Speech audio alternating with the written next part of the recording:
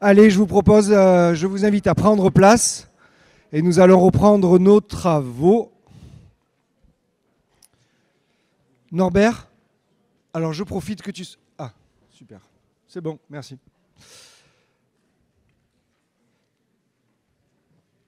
Pendant que vous vous installez, on m'a alerté sur le fait que le niveau sonore était peut-être un peu bas pour les intervenants. Donc on a demandé à ce que le niveau soit un peu relevé. Donc si c'est pas mieux, vous criez pour dire que c'est pas mieux. Donc Martine Vassal et Jean-Marc Perrin ont ouvert ce matin la première édition, les premières assises départementales de lutte contre l'isolement. Nous avons eu une approche, alors je vais être un peu caricatural, une approche un peu statistique, une approche portée par un acteur de type associatif. Et tout de suite, nous allons avoir avec la professeure Sylvie Bonin-Guillaume, qui est médecin gériatre et qui intervient à l'hôpital Sainte-Marguerite à la PHM. Nous allons avoir, alors j'allais dire, une approche médicale, et puis en fait pas que médicale, mais en tout cas une approche, on va dire, médicale populationnelle, vous dites, c'est-à-dire on ne va pas juste se faire des ordonnances et dire de quels médicaments ont besoin les personnes âgées isolées, mais plus largement à quoi elles sont confrontées sur une question, une prise en compte large des questions de santé. Vous avez eu l'occasion, pendant la demi-heure qui vient de s'écouler, d'échanger entre vous.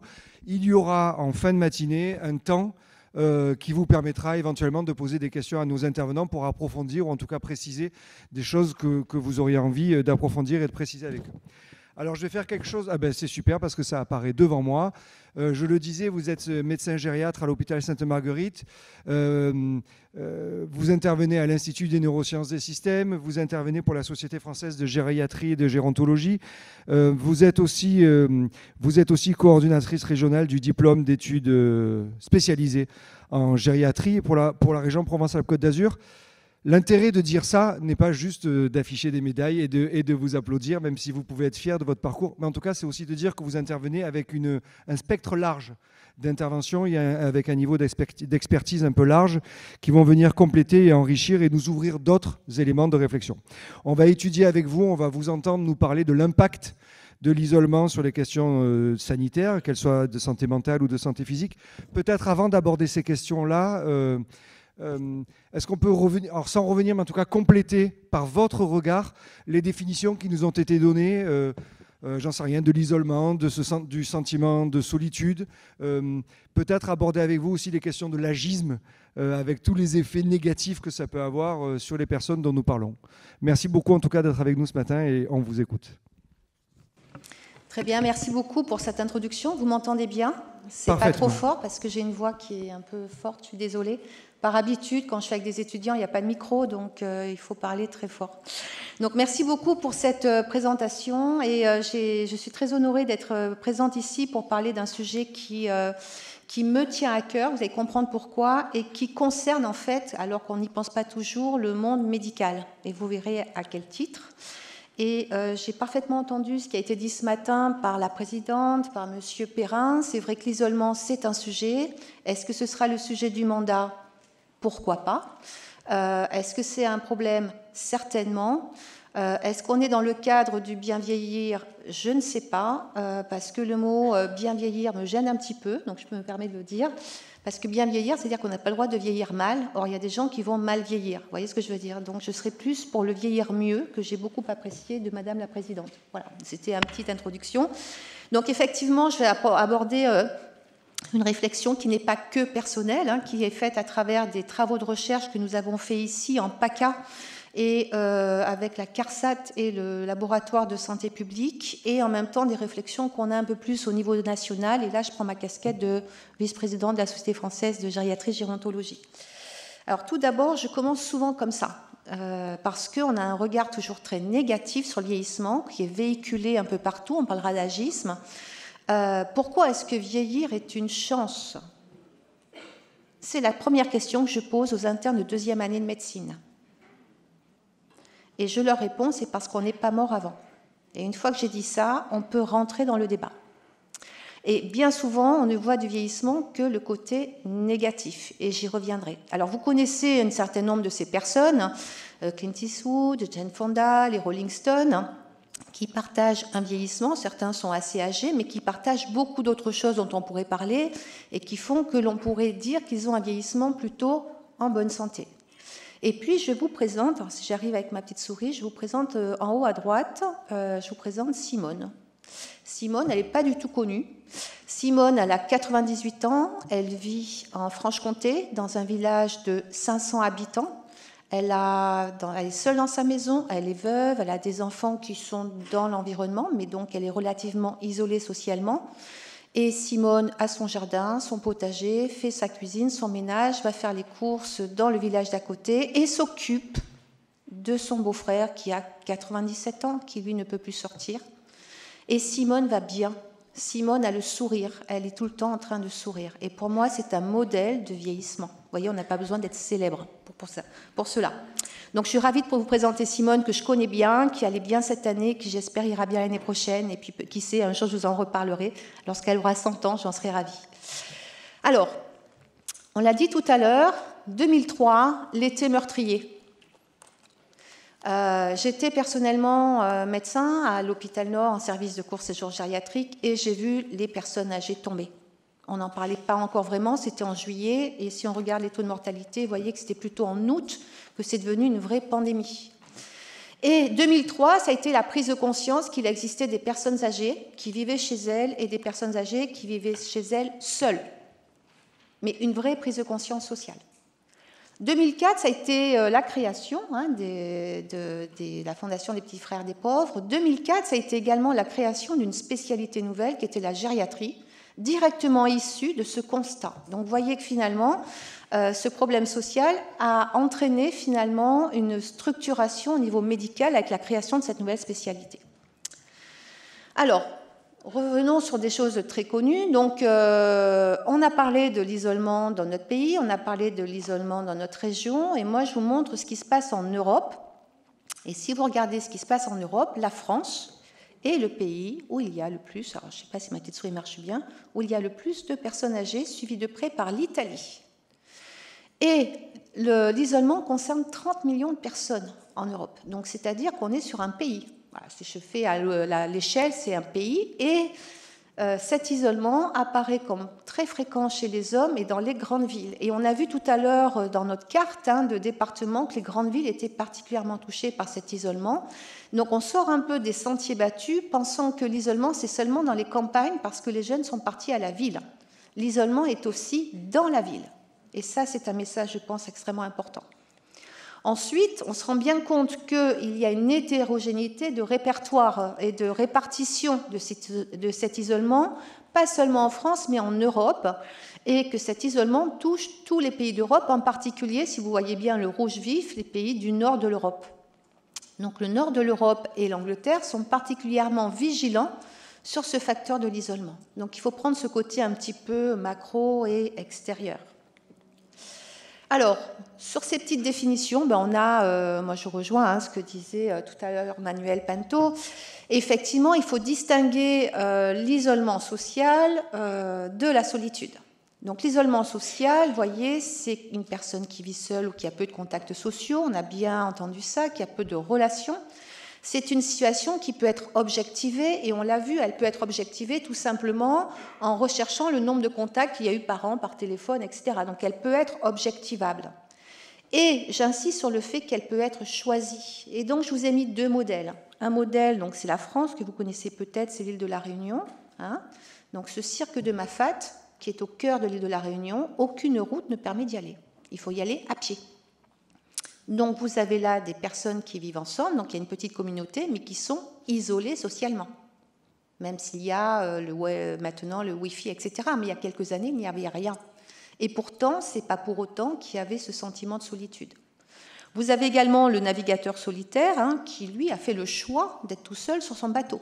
Donc il a un isolement social, il peut avoir des contacts, il n'a pas de contact relationnel direct, mais c'est un choix qu'il a fait. Et ça, c'est différent du sentiment de solitude, qui est souvent un sentiment subi, ça a très bien été dit, subjectif, douloureux, avec des émotions négatives du fait de l'isolement social ou pas, puisqu'il y a dans les EHPAD, et M. Jean-Marc Perrin nous l'a bien rappelé, il y a des EHPAD où les gens sont seuls, se sentent seuls. Et pourtant, ils sont entourés de plein de gens. Donc le sentiment de solitude n'est pas directement et uniquement lié à l'isolement social. Donc ça, c'est un premier point. Le deuxième point, c'est que cet isolement, finalement, il s'est passé quelque chose en 2020. Donc on a eu des crises, 2003. 2020, est-ce que vous vous souvenez de 2020 ? Ouais. Voilà ce qui s'est passé. Et donc là, il y a un travail qui a été excellent, qui a été publié, qui montrait chez les sujets âgés tous les défis auxquels ils ont dû faire face.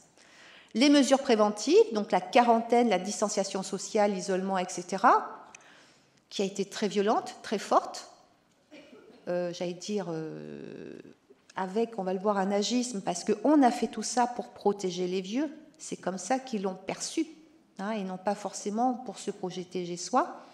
Des informations qui étaient souvent inadéquates, voire des informations, et j'ai interdit à tous les patients pendant cette époque de regarder, si je peux citer des... Non, je ne citerai pas. Enfin, ces chaînes d'informations continues, je ne donnerai pas de nom, voilà. Le bien-être social et la santé mentale a été extrêmement altéré. La nourriture n'était pas une nourriture adéquate, l'accès aux magasins, l'accès à la nourriture, le fait de se préparer des repas seuls, et puis il y avait cet agisme. Alors je peux vous parler par exemple de Madame, c'était Ginette, on va l'appeler Ginette, 87 ans, très vaillante, très vaillante, avec un fils qui habitait à Avignon, qui, elle, habitait à Marseille, dans sa résidence, qui voyait ses voisines, qui allait voir son frère en EHPAD en prenant le bus, et qui, en plus, recevait ses petites filles qui faisaient leurs études. Bref, Ginette, extrêmement bien intégrée dans sa ville et dans son quartier. Ginette prend de plein fouet, comme nous, le Covid. Et donc, elle est enfermée chez elle. Donc, son fils dépose les courses en bas. Sympa, il vient faire les courses et il dépose en bas. Ginette ne voit plus son frère, qui est en EHPAD, tout était fermé, interdiction de visite, ne peut plus prendre le bus, est confinée chez elle, ne voit plus les voisins, elle téléphone, et Ginette perd 10 kilos. 10 kilos, elle perd son dentier, le dentier se casse, le dentiste est fermé. Confinement oblige. Donc, elle ne peut plus rentrer dans ses habits, elle ne peut plus manger, elle continue à maigrir. Et un jour, Ginette, elle avale tous les médicaments qu'elle a trouvés. Tout ça parce que, brutalement, cette rupture, c'est ce que j'appelle l'événement inattendu, a provoqué, et je pense qu'on en prend conscience maintenant, a provoqué totalement une déstructuration de sa vie. Et Ginette, qui était une personne vaillante, est devenue une personne quasi dépendante. Heureusement, elle l'a pris assez tôt. Heureusement, Ginette va mieux, mais elle n'a jamais retrouvé son état antérieur. Voilà, donc c'est là où je pense que les événements, il faut être extrêmement vigilant et immédiatement mettre en place des mesures qui ne sont pas que des mesures sanitaires, je parle en tant que médecin, mais des mesures aussi socio, psycho-environnementales. Alors, je parlais tout à l'heure de l'agisme, et pendant cette pandémie, mais on le sait déjà depuis longtemps, mais on a eu l'impression, là je prends ma casquette Société française, qu'on a finalement... il y avait un agisme qui était latent en 2003. En 2020, on est revenu au niveau de 2003. C'est-à-dire qu'on a reculé énormément sur l'agisme. Qu'il soit social, c'est à cause des vieux qu'on est obligé d'être enfermé, qu'il soit législatif, donc ça c'est un peu différent, mais à partir d'un certain âge, on n'a plus le droit de faire ceci ou cela, qu'il soit culturel, et qui donc il y a des cultures pour les vieux et de la culture pour les jeunes, donc on parle de transgénérationnel, il y a des efforts à faire, je pense, là-dessus. Sanitaire, je n'ose pas en parler, mais il y aura peut-être des petites questions, il y a eu quand même des événements économiques, politiques, médiatiques. Si bien que, on a fait en 2020-2021 une campagne internationale contre l'agisme qui a été reprise dans la plupart des pays d'Europe et qui en fait maintenant fait une sorte d'agisme, une association Agisme Alliance, vous voyez ce que je veux dire, qui devient une agence européenne pour l'agisme, qui est également au niveau de l'ONU. Donc vraiment pour ceux qui s'intéressent au sujet, allez-y. On a besoin de toutes les idées et de toutes les forces vives pour y aller. Alors sur le plan, la conséquence immédiate, sur le plan socio-environnemental, effectivement, il y a un impact de la solitude, un impact direct. Alors vous me direz, mais la solitude, on la mesure comment ? C'est quelque chose de difficile à évaluer, comme l'a très bien dit tout à l'heure M. Pinto, mais en même temps, très souvent et très simplement, et je vous donne la simplicité, il suffit de demander à quelqu'un si dans la dernière semaine, il s'est senti seul tout le temps, souvent, parfois, rarement ou jamais. C'est pas très compliqué. Cette question elle-même, c'est celle qui est utilisée dans des études. sur la solitude. Et vous voyez que c'est très facile de l'identifier. Après, il y a des choses plus techniques, on peut voir, hein. C'est une solitude émotionnelle, une solitude sociale, bon. Mais là, déjà, on a une idée. Et vous voyez que le fait d'être une femme, le fait d'avoir un niveau socio-éducatif faible, le fait d'avoir des revenus faibles, et on l'a vu tout à l'heure, un mode de vie en étant seul, l'arrêt de la conduite, et on pourrait y revenir si besoin, ça a été un petit peu soulevé, la dépression, les troubles sensoriels, visuels, auditifs sont tous associés à la solitude. Oui, vous avez là des données, je vous en prie, de niveau national qui corroborent complètement la photographie qui nous était présentée tout à l'heure ici dans les Bouches-du-Rhône.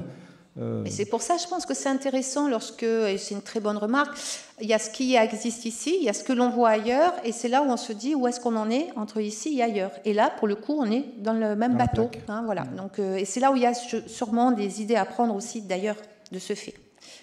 Alors, quelque chose d'un petit peu plus médical, je ne serai pas très médicale, c'est promis, c'est qu'en gériatrie, donc dans notre spécialité médicale, il y a ce qu'on appelle les big giants. Les big giants, c'est-à-dire c'est les grands syndromes gériatriques qu'il faut systématiquement rechercher, relever, qui sont des drapeaux rouges, qui doivent nous interpeller sur une évolution possible. Et c'est indépendant des maladies.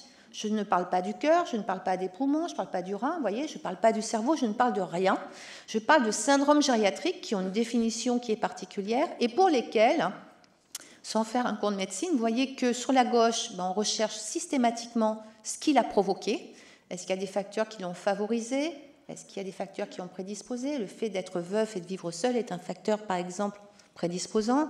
Est-ce qu'il y a des facteurs qui l'ont accentué? Et par exemple, le Covid a été un facteur précipitant. Vous voyez, si on parle de l'isolement. Et finalement, récemment, la question se pose, est-ce que après la chute, les troubles de la marche, la dénutrition, la sarcopénie, c'est-à-dire la faiblesse musculaire, les troubles cognitifs, c'est-à-dire les difficultés de raisonnement et les difficultés intellectuelles, le nombre de médicaments, la dépression, la confusion, est-ce qu'il ne faudrait pas rajouter la solitude et l'isolement dedans? Et c'est une question que se posent les médecins gériatres au niveau international. Ce n'est pas seulement de mon fait.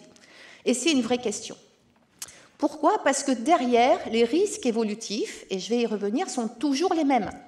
Quels que soient ces big giants, qu'on ait fait une chute, qu'on ait une polymédication, qu'on ait fait de la confusion, qu'on soit en solitude, le risque, c'est une survenue de la dépendance, c'est un risque d'hospitalisation, d'entrée en maison de retraite, voire de décès.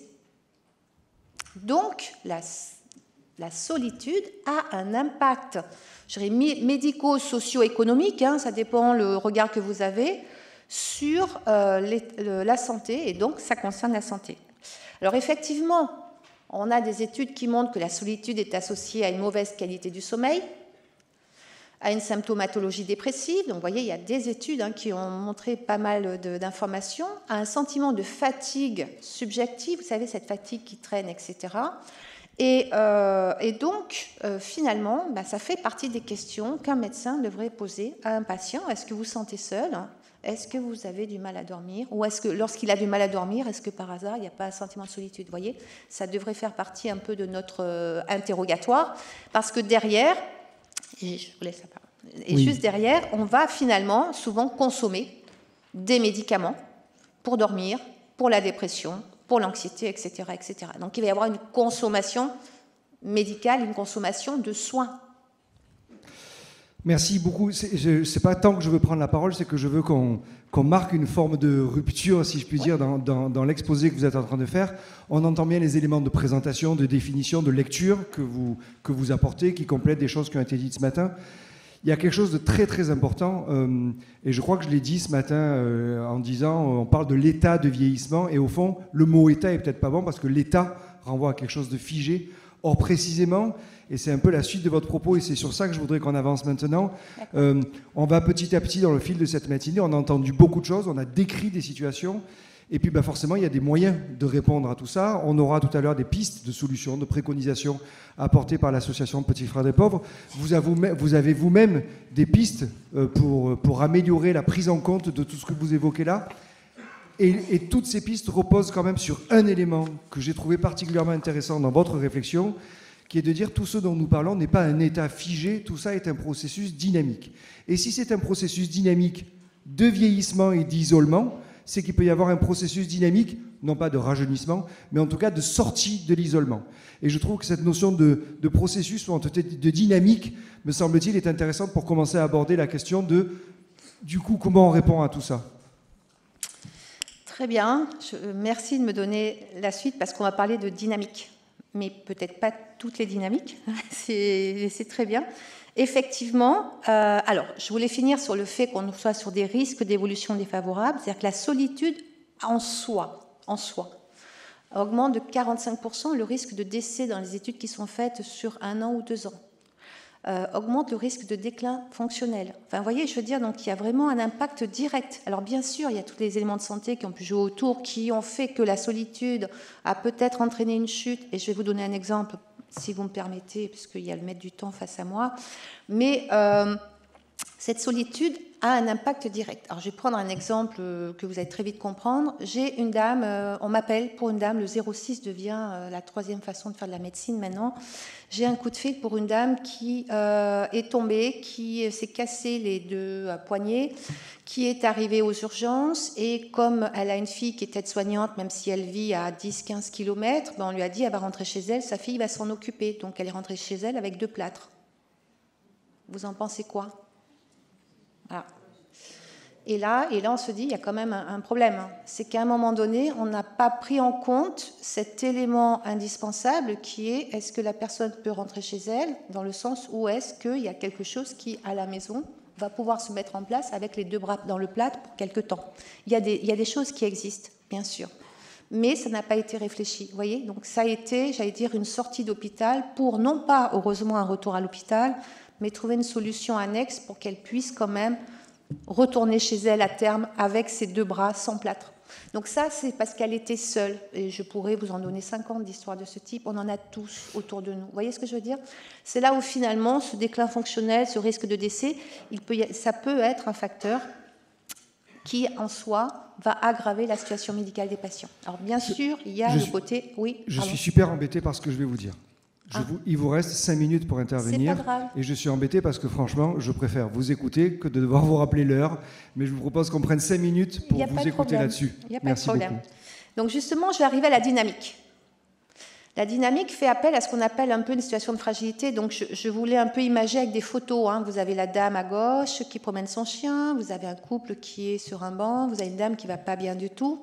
Et Ginette, dont je parlais tout à l'heure, c'était ce qu'on appelle une robuste. Mais c'est la majorité des personnes âgées de plus de 70 ans. C'est la majorité.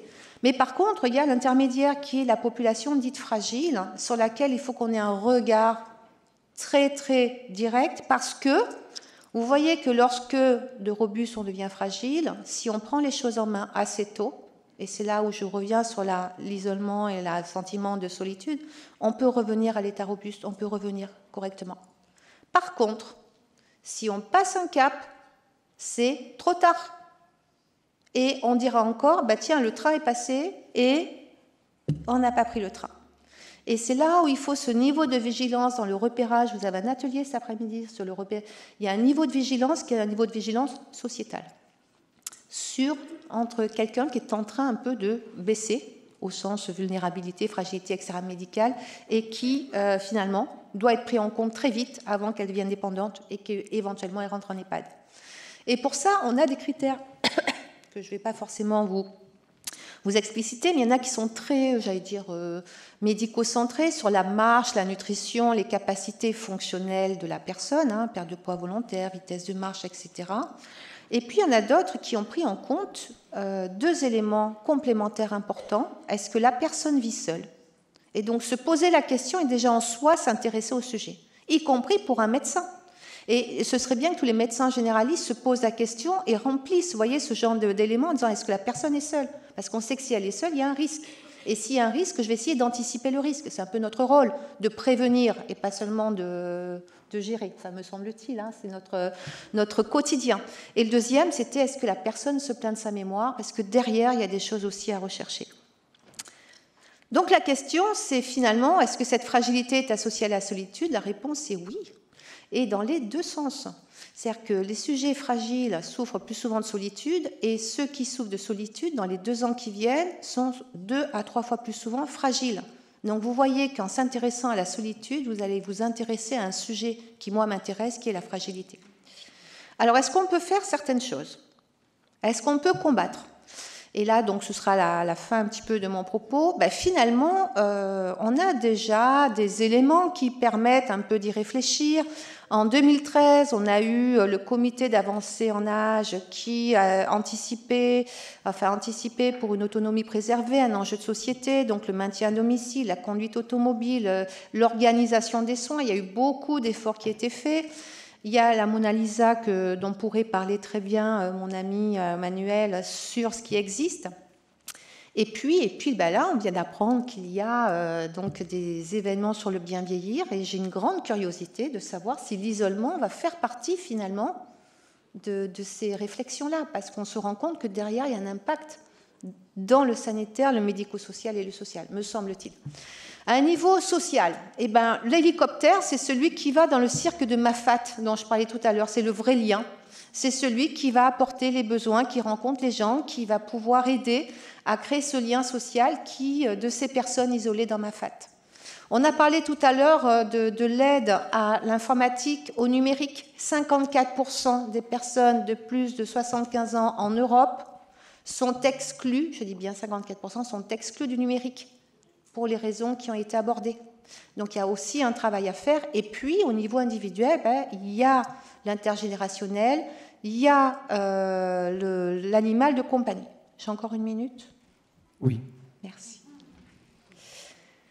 Alors, sur le plan politique, il y a maintenant 6-7 ans, en Angleterre, avant le Brexit, la création d'un ministère de la solitude, avec 20 millions de livres qui avaient été délivrés et qui était finalement un ministère transversal, puisqu'il intervenait dans tous les ministères différents pour essayer de lutter contre cette solitude, puisqu'en Angleterre, c'est un sujet qui concerne énormément à la fois les politiques et les gériatres. Pour cela, il suffit que vous alliez sur le site de la Société de gériatrie de Grande-Bretagne, où il y a énormément de propos. Et la ministre de la Solitude, donc c'est une histoire triste, malheureusement a été assassinée. Donc elle s'appelait Madame Jo Cox. Et donc il y a eu finalement une fondation qui a été créée à l'issue de ça, qui, comme ici les Petits Frères des Pauvres, travaille sur le sentiment de solitude. Et dans leur rapport, il y a une phrase qui m'a plu. C'est que l'altération de la santé liée à la solitude équivaut au fait de fumer 15 cigarettes par jour. Personnellement, je préférerais fumer 15 cigarettes par jour que d'être seule. Je ne sais pas ce que vous en pensez. Bon, je vous provoque un petit peu là, voilà, c'est pas... Mais on veut ni l'un ni l'autre. Et puis, à un niveau social, et non pas politique, en Finlande, depuis plus de 20 ans, il y a une initiative finlandaise qui a été portée et financée par une association qui s'occupait du bien-être des personnes âgées et qui avait pour objectif de rechercher des personnes qui étaient seules, de les mettre dans des petits groupes pour qu'elles apprennent à se rencontrer, à se connaître et avoir des activités ensemble, et ensuite pouvoir diffuser cet élément-là. Avec cette philosophie qui m'a beaucoup plu, que je vous ai mis en bleu, donner un poisson à une personne, ça va la nourrir une fois, lui apprendre à pêcher, la nourrira longtemps. Et ça, j'ai trouvé que le message de ce qu'ils appellent le Circle of Friends est extrêmement intéressant. Et figurez-vous qu'il est en train de se diffuser dans tous les pays d'Europe. Et à Marseille, donc j'en suis très contente, nos amis donc, du laboratoire de santé publique participent à un projet européen financé avec un accent mis sur la précarité des personnes âgées. Je trouve ça hyper intéressant. Il y a également, je pense, dans nos régions et dans notre ville, des choses à faire là-dessus, mais voilà, c'est à suivre. Et puis, je vais terminer, parce que je vais me faire gronder. À un niveau personnel, vous avez vu tout à l'heure le monsieur avec son chien, mais finalement, il y a des travaux qui ont été faits pour savoir si le fait d'avoir un animal domestique pouvait améliorer ce sentiment de solitude et améliorer la santé des gens. Alors, les résultats sont un peu controversés et on pourra discuter du pourquoi. Cela dit, ça c'est la petite information qui me fait très plaisir, c'est une autre histoire. J'ai la chance de connaître une infirmière dont vous avez peut-être entendu parler, qui est celle qui a créé ces fameux pansements qu'elle fait renifler à des chiens pour détecter les cancers du sein. Peut-être que vous en avez entendu parler. Qui s'appelle Isabelle Fromentin. Et avec Isabelle Fromentin, on s'est un jour, lors d'une discussion à bâton rompu, c'est comme ça que la recherche souvent commence, hein, on s'est dit, et qu'est-ce qui se passe chez les sujets âgés? D'où le projet CADOG. C'est CADOG. Et c'est quoi CADOG? L'idée, c'est d'avoir pris des personnes âgées qui avaient des chiens et des personnes âgées qui n'avaient pas de chiens, de les suivre et de les évaluer, et de savoir si le fait d'avoir un chien a un impact positif ou négatif sur l'isolement, sur la dépression, sur l'indépendance, l'autonomie, sur la fonctionnalité physique, c'est-à-dire aller et venir, et les résultats sont en cours d'analyse. Donc, si je reviens, je vous les donnerai la prochaine fois. Voilà, je vous remercie de votre attention et je conclurai par ça. Voilà.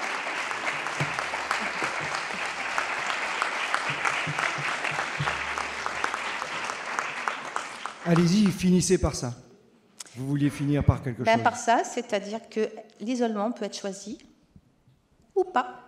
Voilà. Merci beaucoup. Manuel Pinto, je voudrais juste rappeler un propos que vous évoquiez tout à l'heure. Vous citiez Thomas, 60 ans, de la région Auvergne-Rhône-Alpes, qui nous disait que la solitude, c'est pénible, c'est mortifère, et qu'au fond, un chat, c'est bien gentil, mais on ne peut pas avoir de discussions très profondes non plus. On peut convenir qu'on ne peut pas avoir de discussion profonde avec son chat, mais peut-être faut-il entendre quand même que, de toute évidence, un animal de compagnie ne résout pas tout, mais un animal de compagnie peut être aussi, alors je ne sais pas s'il faut le dire comme ça, mais en tout cas, une réponse, un élément de réponse à la question de l'isolement, de la lutte contre l'isolement, à la question de la solitude, qu'elle soit avérée, qu'elle soit ressentie, peu importe au fond ce qu'elle est. Merci beaucoup. Madame Sylvie Bonin-Guillaume, merci vraiment beaucoup. Merci d'avoir accepté de comprimer. J'ai bien entendu que nous pourrions passer la journée entière avec vous. Manuel Pinto, sur la base de ce qui a été dit depuis tout à l'heure, je voudrais qu'on revienne sur le rapport que l'association Petits Frères des Pauvres a réalisé en 2021, qui se termine par des pistes, par des préconisations. Alors, je ne sais pas si vous souhaitez les présenter toutes ou pas, mais ça vaut le coup qu'on présente ces préconisations que vous avez faites. Vous nous les présentez parce c'est votre boulot, vous nous les présentez parce que c'est ce qui nous réunit ce matin. Vous nous les présentez aussi parce que c'est ce qui peut nourrir vos échanges, les travaux de cet après-midi, destinés, je vous le rappelle, à revenir vers le département des Bouches-du-Rhône, vers la collectivité cet après-midi, avec des réflexions, avec des envies de solutions, avec des envies d'action, avec aussi peut-être des éléments d'alerte que vous avez envie de porter devant la collectivité territoriale. Et donc ces pistes de préconisation vont aussi nous nourrir et nourrir nos échanges. On vous écoute, Monsieur Pinto, nous présenter vos préconisations, les préconisations de l'association Petits Frères des Pauvres pour lutter contre l'isolement. Merci. Merci déjà au Conseil départemental de pouvoir mettre en avant ces propositions que nous faisons, ces préconisations qui sont issues d'un travail collectif à partir d'une expérience et à partir des expériences que nous menons, mais aussi d'un échange avec des partenaires. Et merci Sylvie, parce que ça va alimenter aussi certaines de nos propositions. Je les présente, après si on veut m'interroger, je ne sais pas, enfin, je fais. La préconisation numéro 1, déjà, c'est produire des données officielles, régulières, sur la solitude et l'isolement de la population française avec des définitions partagées par tous. C'est-à-dire, comme on vient de le faire aujourd'hui, de quoi on parle. Quand on parle de personnes qui vivent seules dans leur appartement, c'est pas parce qu'on l'a vu, c'est pas parce qu'elles vivent seules qu'elles souffrent de solitude. Merci Sylvie aussi de dire que ça peut être un choix. Mais on peut vivre seul et pour autant avoir des voisins, une vie sociale, etc. Donc, je dis ça parce qu'il y a des études aujourd'hui qui sont faites notamment par les bailleurs sociaux, c'est intéressant, de repérage. La question c'est aujourd'hui on est dans comment on repère ces personnes âgées qui sont isolées, parce que c'est ça la difficulté. Si elles sont isolées, c'est comment on arrive à les repérer. Les centres sociaux aussi, dont Emmanuel Feldman ici, président délégué régional des centres sociaux, qui travaille aussi sur ce repérage des personnes âgées. C'est des actions de proximité. Je vais essayer de faire court. Inclure la variable de l'isolement relationnel dans les processus d'évaluation de la perte d'autonomie. Sylvie l'a très bien décrit sur les conséquences de la santé quand on souffre de solitude et comment c'est pris en compte, notamment par l'APA, qui est piloté par le conseil départemental. La préconisation numéro 3, prioriser dans les actions de lutte contre l'isolement les personnes âgées aux revenus les plus modestes, en mobilisant les crédits de la conférence des financeurs sur cet axe. Donc là encore, la conférence des financeurs est sous la responsabilité du conseil départemental. Effectivement, quand on est modeste, enfin on l'a vu, l'isolement, la solitude, il y a tout un tas de critères qui est lié au logement, qui est lié à la capacité de bouger, qui est à la mobilité, etc. Et comment on va vers les plus pauvres, qui ont la chance d'être aussi les plus isolés et donc les plus exposés à la souffrance et à la solitude. Mais avec du coup un élément peut-être important à avoir en tête, en tout cas je le partage dans la salle, mais il s'adresse notamment à l'élu, représentant le département, c'est que cette politique sociale qui nous réunit aujourd'hui autour des personnes âgées, on est aussi dans la collectivité qui gère aussi par exemple le RSA, et on voit bien, avec, vous l'avez tous dit, que le niveau de précarité et de revenus avait une influence derrière sur les questions d'isolement. On a vu la façon qu'il y avait un enjeu à anticiper les questions. Bon, mais peut-être que cette politique publique sociale globale peut aussi créer des ponts entre sortir des cloisonnements de politique publique pour créer des ponts et prendre en compte ces questions que vous évoquez. Tout à fait. La préconisation numéro 4, donc ne pas faire de l'isolement relationnel un nouveau business. Ne pas proposer seulement une société de la surveillance des personnes âgées. On l'a vu aujourd'hui, c'est un peu une tendance, silver economy, etc. etc. Bon voilà, je crois que tout est dit dans le titre, c'est pas la peine d'en rajouter. Préconisation numéro 5, prioriser l'aide au maintien du lien social dans les actions de sensibilisation numérique. Effectivement, ça peut être pénible d'apprendre à servir un ordinateur pour remplir sa fiche d'impôt. C'est autre chose aussi numérique, on le sait, c'est une chance. On le voit dans nos quotidiens au niveau du travail, mais aussi dans nos loisirs. Mais c'est aussi aborder cette question-là. La préconisation numéro 6, c'est s'appuyer sur les acteurs de proximité, les soutenir dans la construction des politiques de lutte contre l'isolement des personnes âgées. Et les acteurs de proximité, c'est bien sûr les conseils départementaux, c'est aussi les SAS, alors je sais ici qu'il y en a des présents, qui ont aussi un rôle à jouer, les communes et les centres sociaux que j'ai déjà cités, qui de fait ont dans leur gène pas la création, le développement du lien social sur un territoire entre les habitants, et comment la question des habitants, comment la question des personnes âgées est prise en compte dans cette politique sociale. Alors je dis ça aussi, c'est parce que je suis conseil d'administration de la CAF des Bouches-du-Rhône, qui finance les centres sociaux, mais pour qui les personnes âgées n'est pas le public, c'est les familles. Donc il y a des choses à faire évoluer. Préconisation numéro 7, soutenir les structures associatives et les inciter à mieux intégrer les personnes âgées du grand âge en adaptant leur mission. On peut se réjouir, alors il y a la CLAP qui est ici présente, qui agit aussi en direction des personnes âgées, mais on peut aussi voir d'autres associations, des grandes associations comme le Secours catholique, la Croix-Rouge, le Secours populaire aussi, qui ont une attention particulière à ces personnes âgées. On voit le Secours populaire qui commence à organiser des séjours de vacances pour les seniors. Vous savez qu'ils ont une politique pour les enfants. Le Secours catholique aussi qui a créé une branche personnes âgées, en tout cas par rapport à la pauvreté, et la Croix-Rouge qui, d'ailleurs, par le confinement, ont développé un service de portage de repas à domicile. Donc il y a une prise en compte. Il faut encore le multiplier, bien sûr. La préconisation 8, donc faire de la sortie en extérieur un élément primordial de lutte contre la perte d'autonomie et de l'isolement. Oui, on peut apporter des soins à domicile, on peut apporter des repas à domicile, mais si la personne reste confinée chez elle, ça ne suffit pas. Et donc il faut aussi, effectivement, on l'a dit, donc aménager la ville. On voit qu'on touche à tout. Quand on parle de l'isolement, on touche à l'habitat, on touche à comment on vit dans une ville ou en province. Une petite anecdote, j'ai participé à un programme sur un programme européen avec 7 pays. Et on travaillait sur la question du vieillissement, de la solitude, et il y a les Irlandais qui, eux, revendiquaient des transports adaptés pour emmener les vieux au pub. Bon, ici, on ne ferait pas ça. Mais là-bas, les pubs, c'est un lieu de rencontre et de famille, etc. Donc, c'est comment... voilà. Donc, sortir, c'est vivre. Mener une politique de sensibilisation des plus jeunes au vieillissement, à l'isolement des personnes âgées. On l'a vu ici avec la présence des jeunes en service civique avec Unicité, mais le programme SC2S aussi. Nous menons aussi nous-mêmes un programme Les Petits Frères des Pauvres qui s'appelle Génération Lien. C'est intervenir dans les collèges ou les lycées pour montrer que être vieux, c'est pas forcément être malade. Enfin, ce que Sylvie l'a très bien dit aussi, c'est pas forcément être malade, c'est aussi une chance de vieillir. Ça veut dire qu'on a encore envie. Un jeune qui s'appelait Thomas, aussi 21 ans, qui avait fait une mission de service civique chez nous, m'a dit ça a complètement changé mon regard. Je ne pensais pas qu'il y avait des vieux vivants. Voilà, le truc de fou, quoi. Pour lui, un vieux, c'est inintéressant, etc., etc. Et mieux prévenir les risques de mort solitaire en expérimentant un système d'alerte. Alors, je n'ai pas de solution, mais effectivement, tous les ans, on a un peu... ou dans la chronique, dans la presse, on s'aperçoit qu'une personne âgée est morte et qu'elle a été découverte des semaines, voire des mois après. Comment on peut prévenir ces risques de mort solitaire? Merci beaucoup. Vous pouvez applaudir M. Pinto. Merci. En applaudissant M. Pinto, vous pouvez applaudir le travail qui nous a été présenté, le travail qui a été produit. C'est génial parce qu'on a même un peu de temps pour échanger avec vous. J'ai envie de dire 2 mots. Il y a quand même quelque chose de vertigineux dans ce qui s'est passé ce matin. Vous êtes tous confrontés à ce qui a été évoqué ce matin. Vous y travaillez tous d'une façon ou d'une autre dans vos métiers.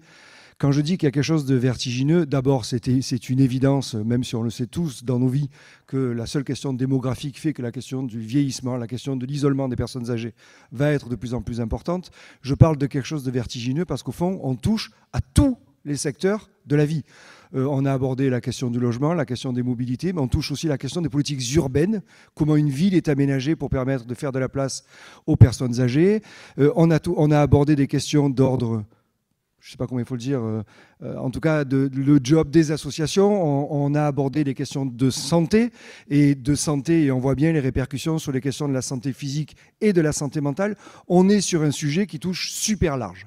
Et du coup, on pourrait se dire, mais c'est vertigineux, il y a tellement à faire qu'au fond, on va laisser les choses un peu se faire, sauf qu'on n'a plus les moyens de ça, et puis peut-être qu'il faut même s'interdire de se dire qu'on a les moyens de ça. Ce sur quoi vous allez travailler cet après-midi porte précisément sur la façon dont on repère mieux, dont on identifie mieux. Et Sylvie Bonin-Guillaume apporte des éléments pour déceler, pour repérer. Mais au fond, avec une vraie question qui est difficile, c'est comment on va vers des gens qui sont moins là, qu'on voit moins. Donc on va bosser, vous allez bosser cet après-midi sur la façon de mieux repérer. Et puis quand on repère mieux, sur la façon de mieux accompagner. Mieux accompagner, ça renvoie à des pistes de préconisation qui sont formulées là, ça renvoie à des éléments qu'a évoqué Madame Bonin-Guillaume, ça renvoie à des éléments de ce que vous pratiquez tous les jours. Et puis, dans mieux repérer, mieux accompagner, au fond, pour lutter contre l'isolement, quels sont les leviers à notre disposition ? Ok, il y a des trucs à inventer, et puis il y a des trucs qui vont peut-être prendre du temps. Mais il y a aussi une autre réalité, c'est qu'il y a déjà des choses qui existent. Quels sont les leviers d'ores et déjà à notre disposition qu'on peut peut-être développer plus, développer mieux, quantitativement, qualitativement. Et puis si on a des leviers et qu'on peut les actionner, c'est quoi les freins? C'est quoi les conditions de réussite pour que ça marche? Donc c'est sur ça que vous allez travailler cet après-midi. Et je renvoie au vertige que j'évoquais, non pas pour apporter les 3 solutions définitives qui vont apporter une réponse à tout. Il n'y aura pas. Juste, on va travailler sur des petites choses. Et quand je dis petit, ce n'est pas forcément péjoratif, sur des éléments, sur ces axes-là, qui vont venir nourrir la politique départementale conduite et imaginée dans le département des Bouches-du-Rhône. Par rapport aux interventions, que ce soit celle de l'Observatoire de Provence et de la GAM, que ce soit celle du représentant de Petit Fer des Pauvres, ou enfin que ce soit celle du professeur Sylvie Bonin-Guillaume, mais j'ai envie de dire aussi par rapport aux propos d'ouverture de Martine Vassal et de Jean-Marc Perrin. Est-ce que vous avez des questions, des remarques, des choses? On a une séquence, là, on a une dizaine de minutes pour nous, pour prendre le temps d'échanger, de revenir sur des propos qui ont été abordés ce matin. Alors forcément, on peut se dire que 10 minutes, c'est pas assez, mais on a déjà 10 minutes. Oui, madame. Alors, pour prendre la parole, vous avez devant vous un bouton.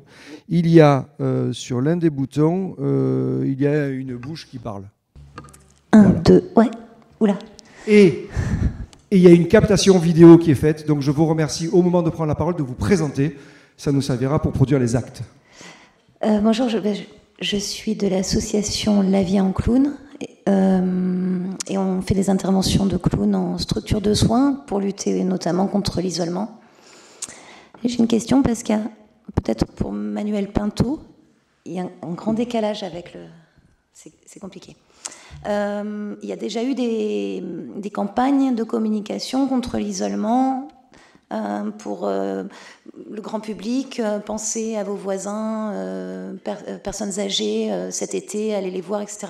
Pour créer du lien, est-ce qu'on sait quelque chose de l'efficacité de ces... Est-ce qu'il y a quelque chose est-ce que ça améliore les choses? Merci beaucoup, Monsieur Pinto. Déjà, bonjour, je ne vous avais pas reconnu, parce qu'on a lancé un partenariat. Et justement, le truc qui était intéressant, si vous le permettez, c'était les interventions de clowns qui pouvaient se faire dans les EHPAD, dans des trucs collectifs. Et là, la question du domicile, où on a ensemble travaillé sur comment on faisait aussi intervenir des gens à domicile, au-delà de l'aide et du ménage, etc. etc. Donc, merci. Par rapport à la question, ça me permet de parler de Mona Lisa. La mobilisation nationale contre l'isolement des âgés que nous avons lancée, qui existe encore, et dont ici il y a un intervenant, je ne sais pas où il est, qui pilote ça un peu sur son territoire. Mobilisation nationale contre l'isolement des âgés. C'est-à-dire, c'était des collectivités, donc CCAS, des conseils départementaux, mais aussi des associations, mais aussi n'importe quel habitant qui avait envie de se mobiliser pour agir dans son quartier. Et il pouvait se signaler, et de là, on pouvait dire, bah, écoutez, faites, et puis regroupez-vous, et on pourra vous aider si vous êtes confronté à des situations un peu complexes. J'ai souvenir, c'était dans le Gard, dans un village, des habitants, ils ont dit, une fois par mois, voilà, on va organiser un repas pour tous les aînés du village. Bon, voilà, c'était susciter l'envie d'agir. Alors, je sais aussi qu'il y a des tas de choses qu'on ne sait pas. Je pense qu'il y a des solidarités qui existent, naturelles, humaines. Je veux dire, on n'est pas obligé d'être dans des dispositifs ou je ne sais pas quoi. Il y a des gens qui sont attentionnés, et tant mieux, et pourvu que ça dure. Et le fait de le valoriser, ça serait bien. Donc je peux dire que Mona Lisa a permis de mettre des choses en route, mais je ne peux pas l'évaluer. Il faudrait faire intervenir quelqu'un, le président de Mona Lisa. Mais selon les départements, alors par exemple, je sais que sur le Gard, aussi à Bordeaux, ils ont recruté une personne chargée de développer, ou d'animer, c'est plutôt de l'animation, cette mobilisation nationale contre l'isolement des âgés, en faisant des rencontres régulières entre les différentes associations. Saint-Vincent-de-Paul, je sais qu'il y a... Oui, ce qui vient nourrir l'enjeu de coordination que vous évoquiez, M. Perrin, en début de matinée. Exactement. Merci, M. Pinto. D'autres questions? Alors, monsieur, puis monsieur. Alors, vous appuyez sur le micro, là, devant vous. Est-ce que je peux vous inviter à vous présenter? Questions courtes, réponses courtes, comme ça, on en prend un peu plus. Merci. Bonjour. Alors, bonjour. Nordine Bougrine, je suis directeur général de l'association Dune, qui porte un dispositif de médiation sociale pour le repérage des personnes en situation d'isolement et des aidants. Une question. À la lecture des préconisations, je remarque que les aidants ne sont pas forcément à la hauteur des préconisations, en tout cas que vous mettez. Je ne les trouve pas assez présents dans toutes vos préconisations. Est-ce que c'est volontaire? Est-ce que c'est un autre volet de préconisation qui aura pour objectif d'apporter une réponse sur la question des aidants et des difficultés qu'ils rencontrent? Merci. Monsieur Pinto, je ne sais pas, la question s'adresse peut-être à vous, Monsieur Pinto, et puis après, Madame Bonin-Guillaume, on prendra quelques instants pour aborder aussi avec vous la question des aidants et de l'isolement des aidants. Monsieur Pinto. Oui. Alors, les aidants, il y a les aidants naturels, et on le sait qu'il faut les soutenir, il faut les aider, et notamment leur permettre d'avoir du temps, justement, pour aider leurs aînés. On le sait aussi qu'il y a cette génération qui est un peu, mais Sylvie en parlera mieux que moi, qui aide les enfants, qui aide les grands-parents, qui aide les petits-enfants, qui sont un peu cloisonnés, ces jeunes retraités là, qui finalement n'ont plus de temps pour eux. Effectivement, il faut soutenir, et ça peut répondre. Alors, on n'en parle pas dans les préconisations, c'est vrai, mais il y a ces aidants naturels, qu'on appelle naturels, je crois, qui est plutôt le lien familial, et il y a les aidants dont je parlais, là, les voisins, les commerçants aussi. Parfois, on a ces anecdotes, des épiciers qui vont porter repas à domicile parce qu'ils savent que le monsieur ou la dame ne peuvent plus sortir. Et il y a les aidants de quartier. Et on doit travailler ensemble, je sais, parce que si je peux me permettre aussi de parler de ça, a fait tout un travail de repérage de personnes âgées isolées à domicile et en situation de précarité. Et la question, c'est qu'est-ce qu'on en fait? Voilà. Donc, là, nous avons été interpellés par la CARSAT, par rapport à ce travail, en lien avec les bailleurs sociaux, sur comment on fait maintenant une fois qu'on les a repérés. Donc la question des aidants est à soulever. Quand nous, les petits frères des pauvres, disent qu'il s'agit d'une mobilisation citoyenne parce qu'on n'y arrivera pas par des professionnels, et encore tout à l'heure j'ai invoqué la gratuité du lien, c'est cette mobilisation citoyenne qu'il faut permettre.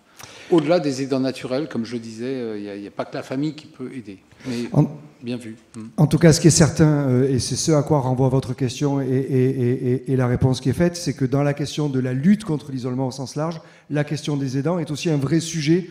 Ils sont non pas la réponse, ils sont un des éléments de réponse. Madame Bonin-Guillaume, on a eu un aparté avant tout à l'heure sur cette question des aidants. Vous avez fait référence à la maison départementale des aidants qui a été créée ici à l'initiative du département du Bouches-du-Rhône. Et vous avez dit, est-ce que j'aurai 2 minutes pour pouvoir parler, vous avez vu, je viens de vous donner 2 minutes, pour pouvoir parler des aidants et d'un autre phénomène d'isolement qui est la question de l'isolement et de la solitude des aidants confrontés aux personnes qui les accompagnent. Écoutez, merci. Effectivement, figurez-vous que j'avais une dernière diapositive, c'était votre sujet. Donc, vous voyez, on y a pensé. On a effectivement fait un travail avec la CARSAT sur les aidants de patients âgés, de personnes âgées, qui n'étaient pas forcément des patients, et qui montrent, alors c'est des gens qui ont en moyenne 65 ans, c'est-à-dire qu'il y a des très âgés, des moins âgés, d'accord ? Donc on est bien sur des aidants, 10%, 11% souffrent de solitude, souvent à très souvent, dans une population de 900 couples aidants aidés. Donc les aidants, il y en avait 10-11% qui souffraient de solitude, souvent à toujours ou très souvent. Et on a regardé leur état de santé. Donc moi j'étais pour prôner, on parlait de maison des aidants, mais ce sera peut-être dans la discussion ensuite. Je pense que les aidants, c'est une cible majeure parce que s'il n'y a plus d'aidants, il n'y a plus d'aidés. Et s'il n'y a plus d'aidés, ils vont à l'hôpital. Enfin, je suis un peu caricaturale encore. Et donc, ils ont des problèmes de santé, c'est des troubles du sommeil, douleurs chroniques, maladies chroniques, chutes, enfin, ils sont fragiles. Je parle des aidants. Et ils le sont d'autant plus qu'ils ont ce sentiment de solitude. Et donc, pour répondre, faut-il vraiment faire les aidants d'un côté et les personnes de l'autre ? Ou est-ce que, justement, il ne faut pas oublier de les inclure, alors qu'on oublie parfois, dans l'isolement social et le sentiment de solitude, et surtout le sentiment de solitude. Et là, je vous rejoins complètement. Ils doivent faire partie des prises en charge. Voilà. Merci beaucoup. J'espère qu'on a apporté des éléments de réponse à votre question. Monsieur, vous vouliez intervenir ? Je vous invite à vous présenter. Oui, bonjour. Bruno Di Placido, administrateur Mutualité Sociale Agricole, membre du comité de la citoyenneté et de l'autonomie, également président de Prévasure qui fait des ateliers en faveur du bien vieillir. Voilà, ma question, je voudrais l'axer sur la mobilité et l'isolement, puisque manifestement il y a des liens. Alors, je remercie le département de l'accueil qu'il nous fait. Mais en matière de mobilité, il n'est pas forcément compétent en la matière.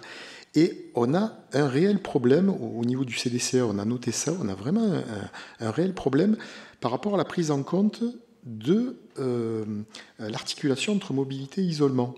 À qui on s'adresse ? À la métropole ? À la région ? Il faudrait qu'on arrive à harmoniser ou à créer une articulation qui puisse prendre en compte ces problématiques de mobilité face à l'isolement. Donc je me permets de vous alerter là-dessus et de voir si le département peut initier une action en ce sens. Monsieur Perrin, plus difficile qu'une politique de lutte contre l'isolement, la coordination entre les collectivités territoriales d'un territoire. Oui, il est indéniable que la mobilité est un axe je dirais, de progrès qui peut abaisser l'isolement. C'est nécessaire. On en a discuté effectivement lors de nos différentes rencontres. Là où on se heurte, il faut être clair, hein, et il faut toujours regarder les problèmes avec l'ensemble de leurs paramètres. Aujourd'hui, la multiplication des couches des collectivités territoriales et leurs différentes compétences ne permet pas d'être assez fluide dans certains domaines. Effectivement, on le voit bien ici, au département, nous luttons contre l'isolement, entre autres, puisque tout ce qui est autour des personnes du bel âge est une compétence régalienne, mais de notre côté, effectivement, nous ne maîtrisons pas tout l'ensemble des problématiques, puisque dans la remarque de monsieur, il y avait aussi la réponse. La réponse, c'était effectivement, on a aujourd'hui la mobilité qui est prise en charge par la métropole et une autre partie par la région. Alors, le mieux, c'est d'essayer de faire des passerelles. En principe, ça doit un peu mieux marcher lorsqu'on a le même exécutif pour deux collectivités territoriales. Enfin, l'une est une collectivité, l'autre est un EPCI.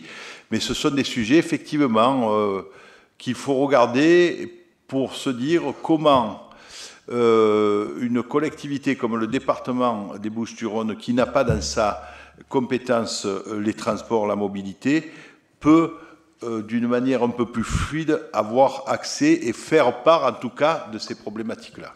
Je n'ai pas la réponse aujourd'hui, je suis désolé, j'ai le constat, je n'ai pas la réponse. Oui, mais un élu qui nous dit j'ai le constat et pas la réponse, c'est suffisamment rare pour qu'on l'entende et qu'on l'apprécie. Merci. Il faut faire de la lutte contre l'isolement, grande cause départementale qui réunira tous les financeurs et tous les acteurs publics. Monsieur Pinto, vous vouliez intervenir ? J'ai cru, c'est ça ? Brièvement, merci. Brièvement, je vais essayer. La question de la mobilité, effectivement, c'est une mobilité très spécifique. Quand une personne âgée, on doit aller chercher chez elle. On l'a vu tout à l'heure, elle ne peut pas se déplacer, faire plus de 500 mètres, 300 mètres, etc. Je voulais juste parler d'une expérimentation qui n'a jamais vu le jour, je crois, mais c'est un monsieur qui voulait monter une structure avec des jeunes retraités valides qui pouvaient encore conduire, qui pouvaient être au service d'autres personnes âgées moins valides, et pour cela de façon gratuite, puisque ces jeunes retraités pouvaient ensuite se faire défiscaliser en déclarant les indemnités kilométriques. Je trouvais l'idée géniale. Bon, il n'a jamais trouvé de support pour pouvoir faire quelque chose. Et juste sur les aidants, il y a M. Pierre Daréville, qui est député sur la circonscription de Marty, qui a fait tout un rapport sur les aidants il y a 2 ans. Voilà, c'était pour l'information sur lui. Voilà, j'étais cool. Merci. Il est 12h28. On va aller en pause déjeuner. Il me reste 2 minutes pour vous dire comment va se passer, non pas la pause déjeuner, mais l'après-midi. L'après-midi, nous avons donc 4 ateliers qui sont proposés pour, je suppose, l'essentiel d'entre vous. Nous avons 2 ateliers qui sont consacrés au repérage et à l'accompagnement des personnes isolées. Pour le repérage, vous travaillerez avec Stéphanie, qui lève la main. Pour l'accompagnement des personnes isolées, vous travaillerez avec moi. Et donc, on sera sur ces 2 ateliers sur comment lutter plus efficacement contre l'isolement en abordant les questions de repérage et d'accompagnement. Sur les ateliers 3 et 4, vous travaillerez avec Violaine et avec Robin.